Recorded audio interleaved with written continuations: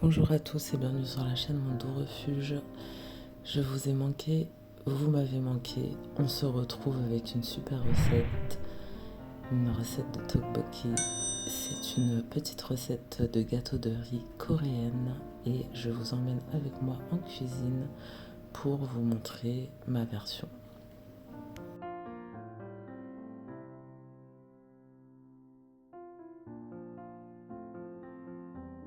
Dans un bol, vous mettez en purée une ou deux gousses d'ail avec du sucre. Donc je vous montre mon petit ustensile pour la purée d'ail préférée.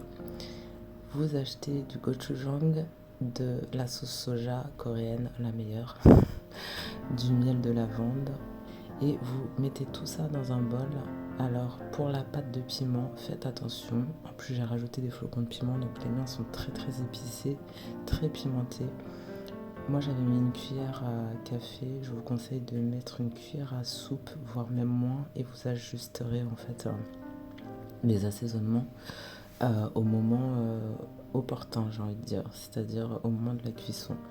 Vous mélangez tout ça dans un petit bol. Vous pouvez aussi juste mettre la pâte de piment, c'est parce que moi je rajoute tout ça, je trouve ça meilleur en fait, avec le miel, etc.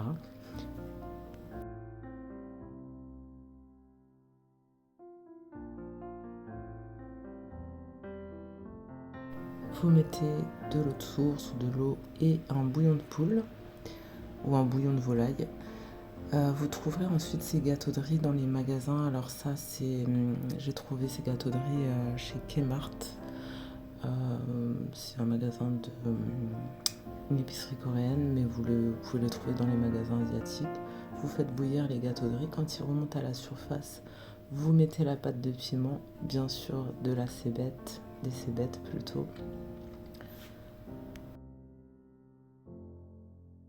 À côté, je fais revenir un oignon, une carotte. Vous pouvez faire revenir des légumes si vous le voulez ou non. Je veux dire, vous pouvez le faire sans légumes aussi. C'est juste ma version un peu plus saine, on va dire. Et je pense que pas mal de Coréennes font la même chose. Donc voilà.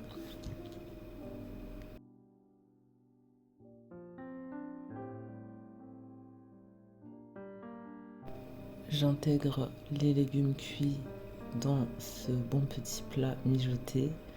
Donc là, ça commence à être cuit. Normalement, on met des galettes de poisson. J'en avais pas, mais j'avais du saumon. Donc j'ai mis du saumon à la place et c'était pas mal aussi. On peut rajouter comme ici des nouilles de ramen et vous mettez par-dessus du fromage. C'est meilleur avec de la mozzarella râpée. Mais j'en avais pas non plus, donc j'ai pris ce que j'avais, c'est-à-dire du gruyère. Et on dresse l'assiette avec le beau plat. Donc les gâteaux de riz. En dessous, on a les nouilles de ramen avec le fromage et des cébettes par-dessus, coupées en petits morceaux, que j'achète aussi en épicerie asiatique. Donc en épicerie asiatique, vous avez Kmart, qui est spécialité coréenne, et Asmart aussi. Et le reste, vous avez Paris Store, qui est très bien aussi, ou Frère Tang. Donc, ou une autre épicerie près de chez vous. Vous pouvez faire les gâteaux de riz maison aussi, il y a des recettes sur internet.